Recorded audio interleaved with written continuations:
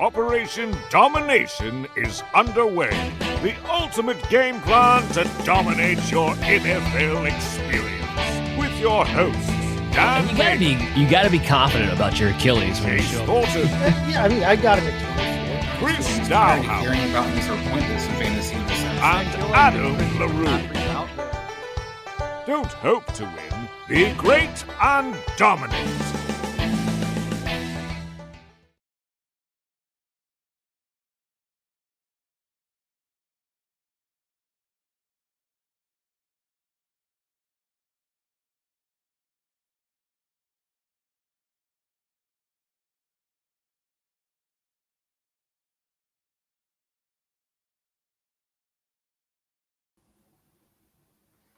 All right. Well, good evening and welcome to Injury Inquiries. I'm Chris Dowhower. I'm replacing your usual host, Dan Mater, but I am joined by the esteemed Danielle Dubois, and the doctor is also in the house, Mr. Brian Scott. Brian, you were talking as we got on the air. Lots of news to kind of jump into, so let's kick it off. Let's start talking about the quarterback position with Mr. Jordan Love. Jordan Love has been practicing in limited capacity most of this week. He's set to return. Is this a guy that I want to have in my fantasy lineup? And am I worried about long-term injury? Yeah, it's funny. I was just watching the pregame show here on NFL Game Day, and the NFL insiders, and I use that term very loosely, were giving their injury analysis, which is pretty sad. That they actually are on there doing that. So they were talking about how Jordan Love has been limited in practice the last 5 days or so, and they're excited because it means look, he could be ready this week, and it's a matter of him talking to the doctors and him feeling ready to go. And it's right at that 3-week time frame where they thought maybe he'd be available, but the window of time was between 3 and 6 weeks. And I don't care what I'm sticking to my 4-week timetable here. Yeah, it's great that he may be ready to go. He's going to need some more live practices, I think, under his belt before he's really feeling totally confident. Playing with a brace on to protect the MCL is feasible. Is it smart? No. Can he still get injured? Yes. And he'll be better off giving it another week so that he can play with limited bracing or even no bracing as opposed to playing with a bulky brace on his knee to protect the MCL. So I'm still going to stick with my 4-week timeline here. I think he needs another weekend to kind of get ready. Malik Willis has been doing an admirable job filling in, but if you want primetime Jordan Love and you want the best guy out there to lead your team into the rest of the season here, I think they'd be wise in giving him that another week to suit up. Brian, if he was to play, what would be some of the things you're looking to be limited in what he'd be doing? So certainly his mobility, that's going to play a role in his ability to scramble outside the pocket, his willingness to take a hit and stick in the pocket and get sacked, because you don't want that knee to get rolled up on again. And if he's playing with a brace, it's really going to be very uncomfortable for him. I think it's his back plant leg, too, which means that he's going to be a little bit limited in driving off that back leg to make any high throw with velocity down the field. So it could hinder him quite a bit, to be honest with you. And the only way to safely play coming back from this injury after 3 weeks, if he's still experiencing any pain or soreness, is with a brace. And that's going to be an uncomfortable thing to use. Danielle, take on this, Minnesota Vikings defense. It's been awesome this season. Is there anything that could convince you that you'd stick Jordan Love in your lineup this week in fantasy if he was out there? I wouldn't this week, but I would say next week I would definitely feel a little bit more comfortable just for that extra time. Also, like you said, Vikings defense, it could just be not necessarily the best matchup for me, but I really like him overall going forward. And I'm personally considering making some trades in my league for him as my quarterback. So Nice. Speaking of another quarterback, Justin Herbert left last week's game on a walking boot. He is supposedly out of that walking boot. They're still iffy whether or not he's going to be able to play. Brian, what are you looking at when you look at Justin Herbert? Well, the first mistake they made here was allowing him to play this past weekend, knowing that he was dealing with a mild high ankle sprain, which is what they termed it. And if you remember in episodes past and on my blogs, I've always said I'm very weary when I hear the term mild and high ankle sprain used in the same sentence, because often to get a high ankle sprain is usually much more tremendous amount of force than what you would get with any mild ankle sprain. So just hearing that he was trying to come back and play through that without any significant rest time and recovery time was a little concerning. And then lo and behold, he did re-aggravate it. He was in a walking boot seen leaving the stadium last weekend, and now he's out of the boot already. I think they're playing this poorly here with high ankle sprains, whether it be mild or not. According to their diagnosis, I would still rather see him take some time off and give this thing the optimal time to recover. And if they do rush him back out there again this weekend, he's not going to be fully recovered enough to be at all effective. So I think we should see him miss at least another a week or so, maybe even more. What they're planning on doing, though, looks like it's going to be complete opposite of that. So your guess is as good as mine, Dan. I'm sorry, Chris. Well, Brian, not that we don't want to badmouth any medical staff, but is this the same Charger staff that stuck the wrong thing in poor Tyrod Taylor, and one was costing him his opportunity to be the Charger starter? It could very well be. Yes, they punctured his lung when they were giving him an injection into the ribs several years ago, which is the saga of Tyrod Taylor's career. Unfortunately, he's had some pretty bad mismanagement of some injuries over the years. And yes, it likely is the same medical team, unfortunately. Danielle, talking about making some moves in some of your trades, is Justin Herbert a guy who's been, banged up already this season, but a guy who's one of the better young quarterbacks in our league? Is that somebody maybe you're looking to buy low on? I personally am not looking to buy low on him. I was really high on him for the past few seasons, but with a high ankle sprain like we've discussed, it's something you take a little bit seriously, and the fact that he played last week and this could genuinely be a long-term situation that affects him throughout this season, I don't necessarily wanna take the chance on him, especially when I know there are some younger guys that are going to be available or that I could make a trade for that would be more consistent and that I feel more hopeful for. Great advice. All right, so moving on positions, talking about the running back position and the guy that we care about the most, CMC, the number one player on most people's boards going into the season. Brian, am I supposed to flip out because he went to Germany? Is it suddenly now is he out for the season? Is there something I'm not reading right because he went to a different country to get some kind of feedback or advice? Or is this something maybe he's just, leaving no stone unturned? Well, Chris, I could spend a lot of time talking about this. If you want the real inside scoop, you got to subscribe to the blog Inside the Medical Tent on our website, theinjuredlist.com, Love it. which is part of that sports podcast network. But what I will say is this tonight, it's not good. And you should be very, very worried if you're a CMC owner and if you're the 49ers. When players start going outside the country to seek alternative medical treatments, it usually spells disaster. And this could end up being, if not at the very least, a long-term injury. This could be season-ending. I won't get into too much detail as to why I believe that, but when you hear about players traveling outside the country to get alternative treatments, not good news, and you should be very, very worried. So Danielle, pulling on from your background a little bit, you cover a little bit WNBA and talking about basketball. Kobe Bryant was a player in basketball who traveled to Germany to get some procedure things done on his knees. Is this something that you're concerned about just as much as Brian is? I am, and it was actually funny. I'm sitting with one of my friends yesterday, and he goes, "You need to see this fantasy football trade that I just got requested." I was like, "Okay, let's see it." And it was 3 people for 1, and somebody wanted to trade him Christian McCaffrey. And overall, the deal wasn't for Christian McCaffrey, but I still told him, maybe don't take that deal. There's no need. But I was like, it's interesting that they threw in Christian McCaffrey, considering he's in another country dealing with an injury. That's obviously a very severe thing. And the fact that they even threw him in that trade just made me laugh so hard because I was like, what really? Like, we all know he's most likely out for the season and you're trying to trade for him. Like, that's so interesting. So, personally, very concerned, staying away from that, and very happy I did not draft him. And Brian, where's that plug again? Because I think that's wonderful insight. People are definitely going to want to find out more about Christian McCaffrey. Yeah, so Andrew LeDuc of That Sports Podcast Network and I, we do a blog called Inside the Medical Tent. You can subscribe to it on our website, in theinjuredlist.com. And you get a little bit more inside information, a little bit more in-depth analysis as to why I have these injury takes. And Andrew gives some good injury roster management advice to help navigate through this for your fantasy football rosters. Very nice. And now, my fantasy roster this week, I want to know if I have Kenneth Walker going to be finally available to me, Brian. Come on, tell me Kenneth Walker is finally going to get out in that field for me.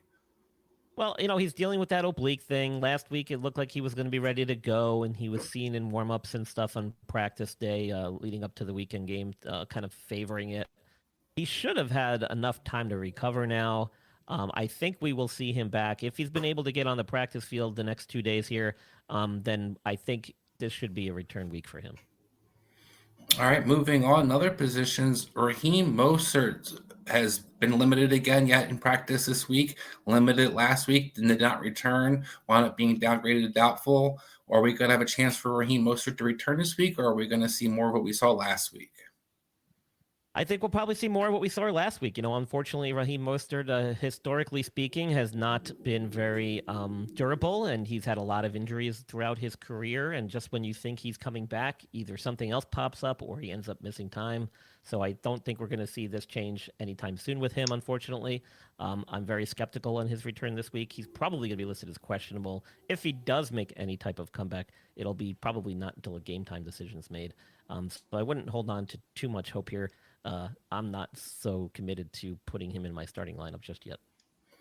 Danielle, moving forward, Raheem Mostert. I'm a Christian McCaffrey owner. I took Raheem Mostert at 18 touchdowns last year's rushing, hoping to get something, but now Tua is banged up. Is there something with hope on to, or is this guy just letting go? I mean, I personally have a little bit of hope, but I feel like slowly it's been kind of dying out.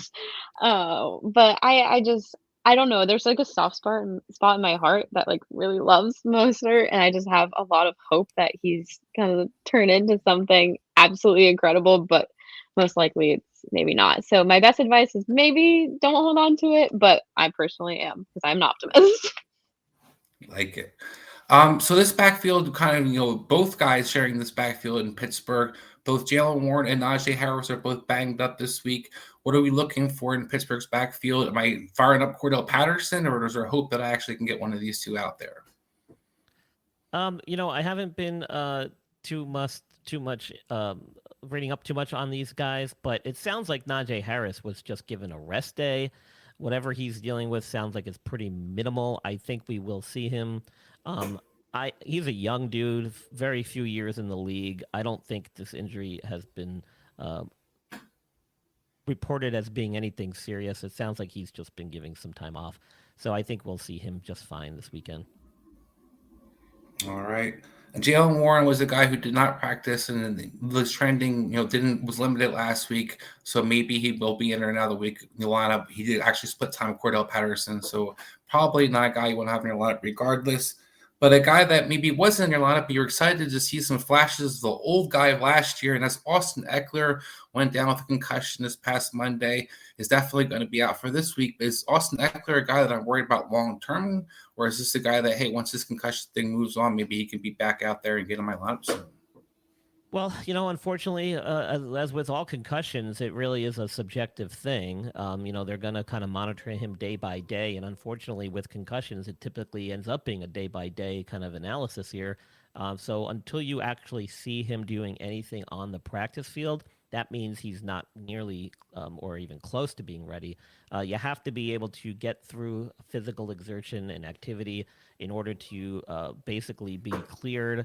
And so until you see guys step on the field coming back from a concussion, you got to be really weary as to whether they're ready to go. This is not one of those injuries where you don't get back on the practice field in time to prepare for a game and then suddenly make the starting lineup on Sunday.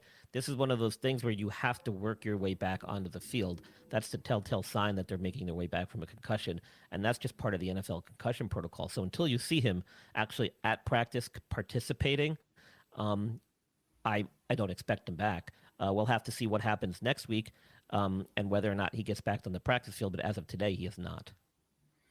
For you, Danielle, when the guy's coming back from something like a concussion, Brian's talking about definitely being cautious, but this guy practices and is supposed to be a starter. How cautious are you starting him on that week one back, or do you kind of sit him that week? It's one of those things where I feel like it's very situational and it depends on what my running back room is looking like. And if you do have Austin Eckler in your lineup, he most likely is your go-to guy. And you have really no choice at that point other than to start him unless you want to take two kind of mid-range running backs and just take the gamble for the week. But most likely, you kind of are just in that situation where you just got to hope for the best and hope he returns back to his full self. Great advice. So moving on positions, talk about the receiver position. Oh, the poor Philadelphia Eagles, they're just suffering through all kinds of injuries, particularly in the receiving core. Both Devonta Smith and A.J. Brown have injuries. Devonta had the concussion, as we talked about, Austin Eckler with the concussion. A.J. with that hamstring. What are we looking like for Jalen Hurts' pass catchers? Well, A.J. Brown's dealing with this hamstring issue, and he himself said that it was going to be several weeks before we see him back. And as with hamstrings, like I always say, until you can actually get back on the field and ramp up your activity and get a full practice in, you never really know just how recovered you are because it's really hard to simulate those game day conditions with a hamstring injury. So, again, until we see him back on the field, I don't expect him back. It's only been, I think, a week that he's missed so far, one game. So could be more. I'm sorry, 2 games. I would expect maybe one more at the most. I mean, he's now going on to like the 4th week of his injury. So, again, something to keep an eye on about whether or not he gets back on the practice field. And again, with the concussion thing, what you also have to look at, and this goes back to Eckler too, is the history there. Eckler's had 3 concussions throughout his career. He's missed multiple games because of it. And it has a cumulative effect. So the more concussions you get, the more the symptoms tend to linger, the more severe the symptoms tend to get, and the longer it generally takes for you to recover. So that also has to be factored into the decision about when these guys are cleared to play, and it also determines how quickly they can bounce back.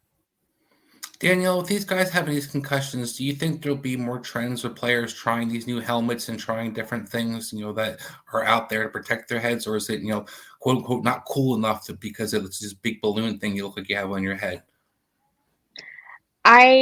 I think, and I at least hope so, because when you see how effective these caps are, it's a game changer. And the fact that we've seen specifically so many concussions in the last few years specifically, I mean, we've seen Tua go down 4 or 5 times now, and he's still super young, and it seems just a little bit more common than it used to be. And so I would love to see a lot more players taking these precautions so that they can at least have longer careers as well and not have to think about retiring at the age of 26, 27. So 2 receivers need to get to Brian to talk about, right? Keenan Allen has a heel issue he's still dealing with. Jordan Addison dealing with the ankle. Both guys have been limited in practice. What are we looking for with these guys when it comes to limited? And like you talked about, when the guys see these guys kind of fire up and get going, can I just be confident if they just keep getting limited practices that they can be game ready? I'd put my money on Jordan Addison bouncing back a little faster than Keenan Allen. Keenan Allen, the last few years, has really shown his age and his wear and tear here in the league. Apparently, from what I've gathered throughout the reports I've read, is that he's dealing with some type of plantar fasciitis.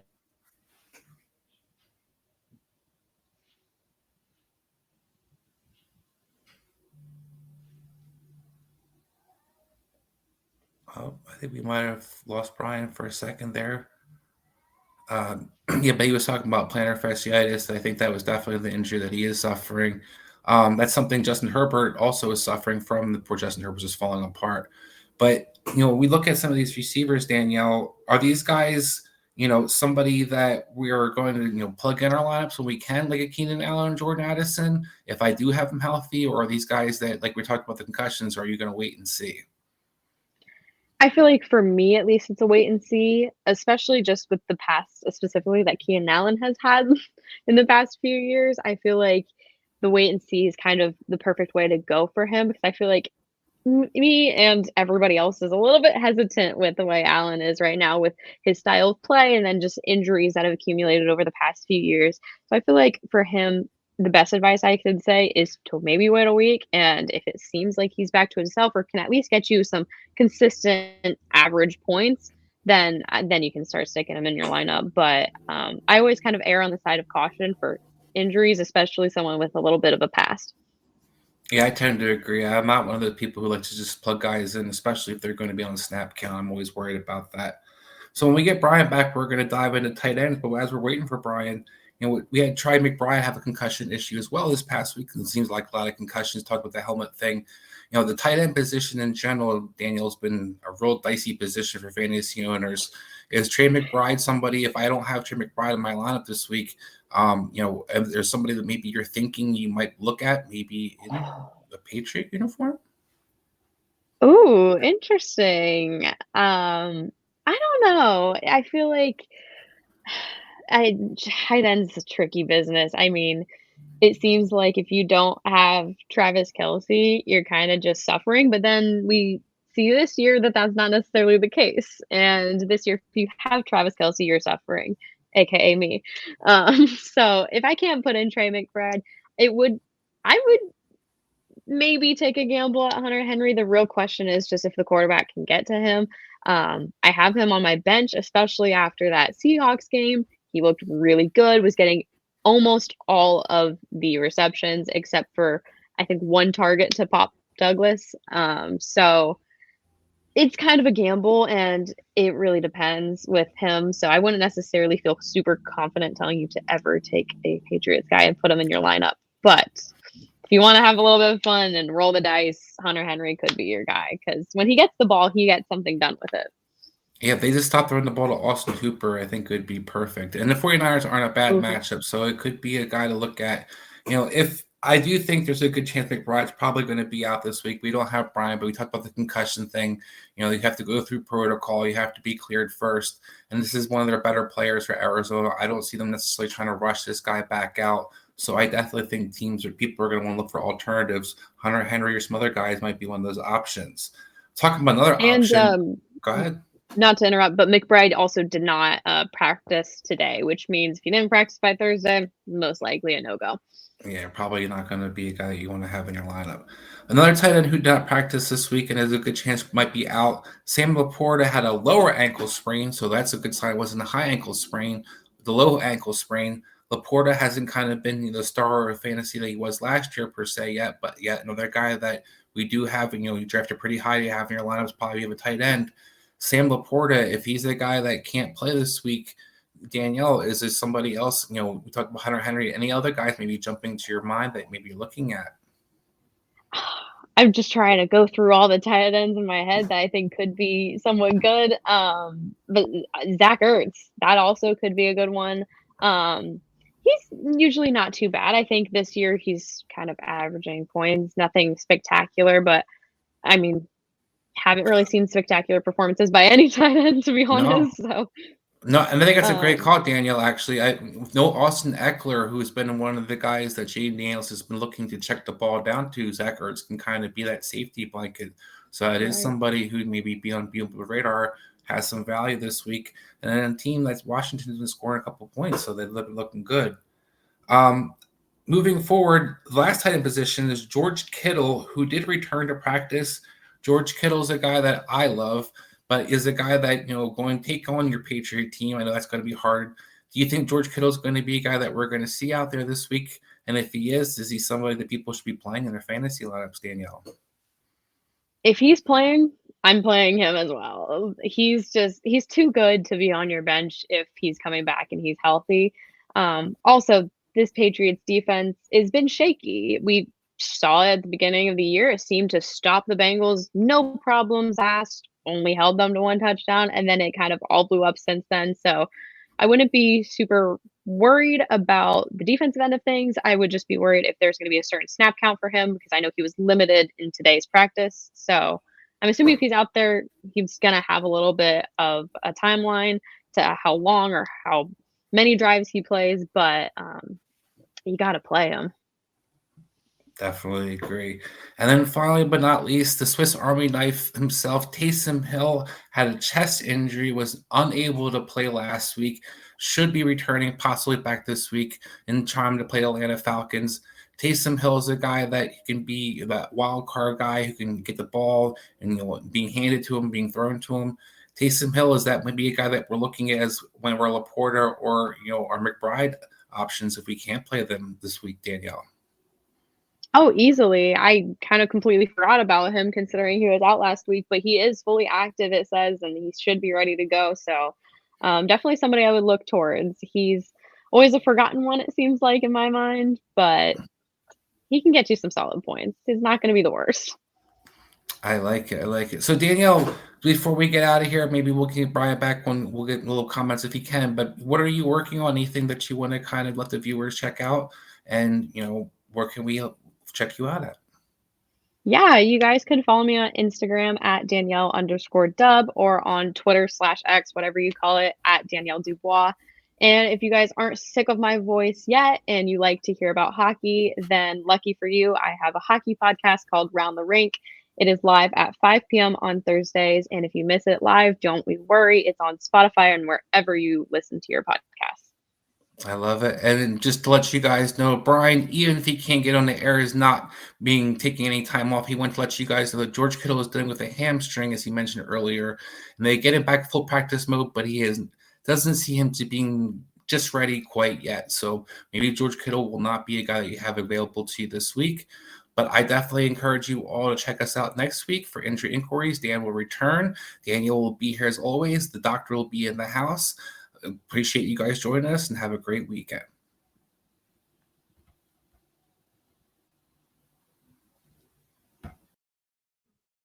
Hey there, I want to thank you for watching Operation Domination today. And if you're enjoying the show, there are some ways you can help support us. You can go to podchaser.com/Operation Domination and leave us a 5-star review. And you can do this on any podcast platform or on our YouTube page when you go to @FF Advice Network. This completely helps out the show be able to grow, and also leave us comments to let us know how we can curtail the show to you, because you are the most important member of the show. So again, go to podchaser.com/Operation Domination to leave a 5-star review and leave a comment wherever you listen or watch the show, and we'll help better serve you.